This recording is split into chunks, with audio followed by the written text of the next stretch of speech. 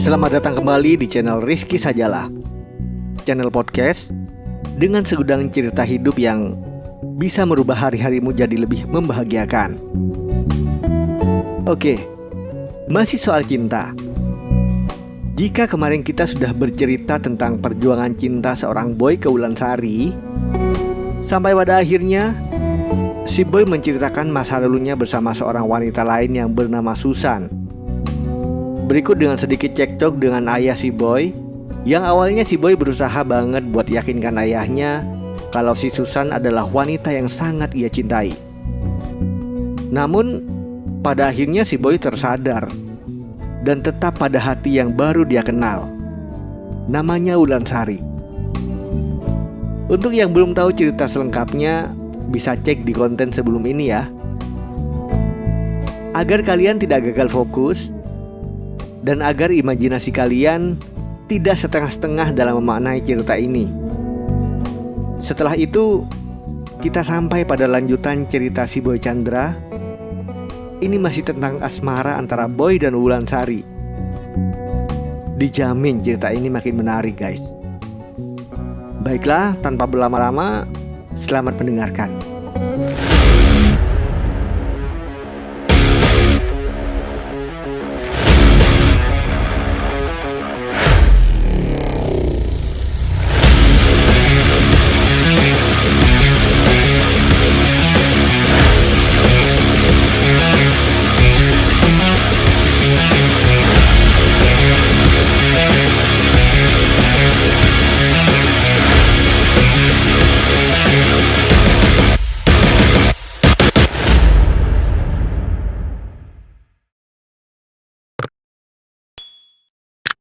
Cerita ini sudah sampai pada tahap telepon pertama kita.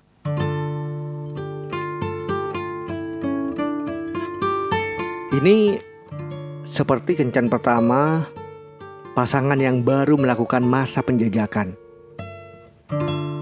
Waktu itu kita belum memilih untuk pacaran. Aku masih ingat. Semuanya berawal dari pertama kali kamu mention aku di Twitter. Katamu, kamu senang dengan bukuku. Ya, buku pertamaku yang berjudul Origami Hati. Kita mulai berbicara di DM Twitter.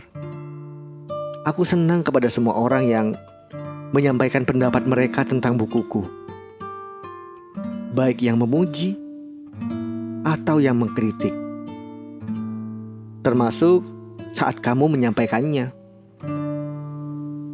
Awalnya aku menganggapmu sama seperti pembaca yang lainnya. Mereka hanya ingin mengapresiasi apa yang aku tulis tanpa ada perasaan apapun. Namun denganmu ada yang terasa berbeda. Entahlah, aku merasakan ada sesuatu di dadaku saat menatap matamu di avatar Twittermu. Aku tahu itu bukan foto editan. Kamu cantik.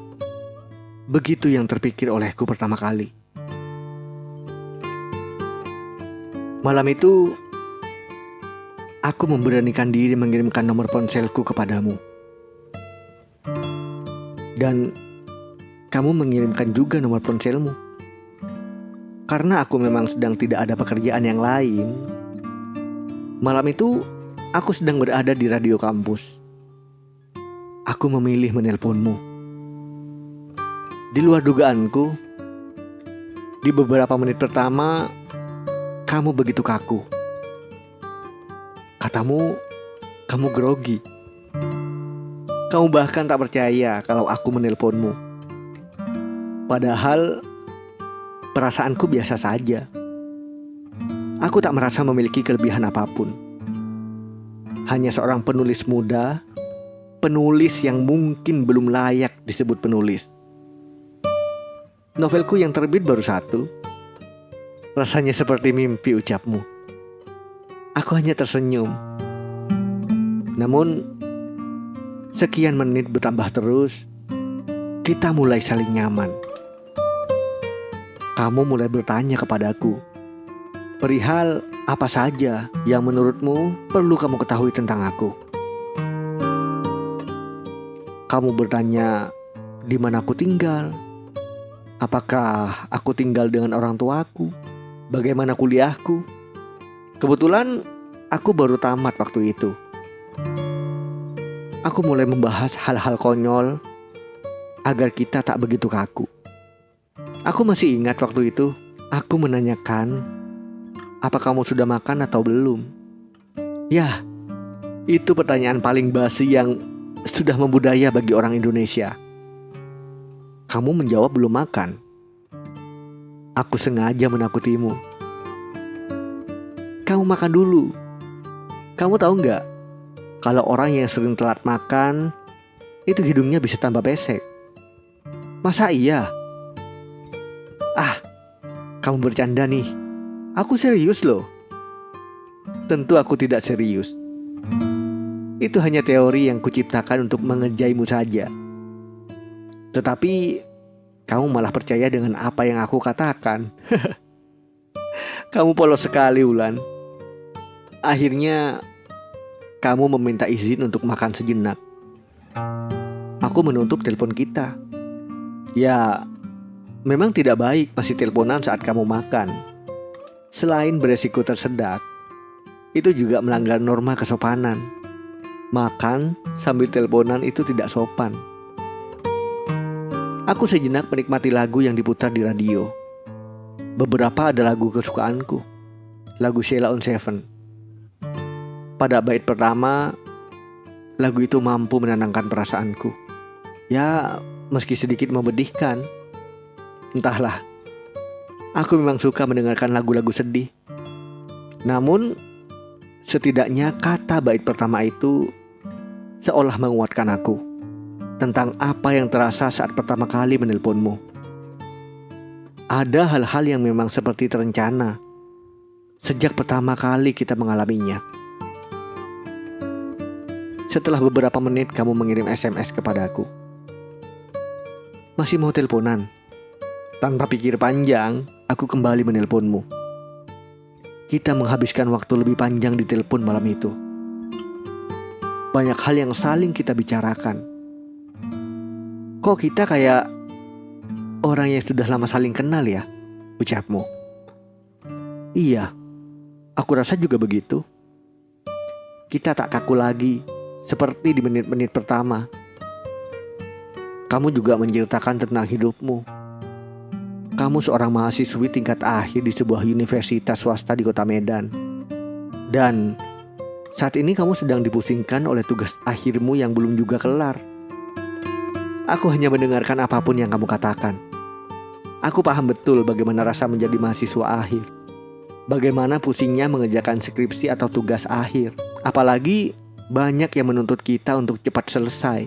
Padahal mereka tak tahu bahwa mengerjakan skripsi dan tugas akhir itu juga dicampuri oleh dosen pembimbing. Dan itu tak selalu menyenangkan. Aku hanya bisa menyemangatimu. Sebagai lelaki dan orang yang jauh dari sisimu, apalagi yang bisa kulakukan selain memberimu semangat? Bosan membahas perihal kuliah, lalu kamu bertanya perihal kehidupanku. Dengan senang hati aku jelaskan kepadamu kalau aku mempunyai adik perempuan yang bernama Harina Putri Kesuma. Kami sering bertengkar perihal remote TV. Selebihnya ya, kami adalah adik kakak yang menyenangkan.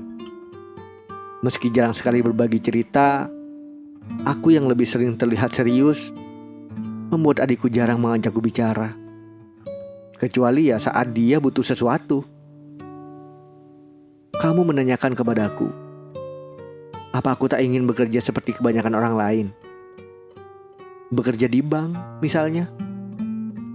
Aku hanya mengatakan, untuk saat ini aku ingin fokus menulis.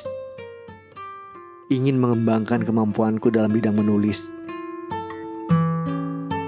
Bukannya dengan pekerjaan lain kamu masih bisa menulis? Penulis kan bisa menjadi pekerjaan sampingan.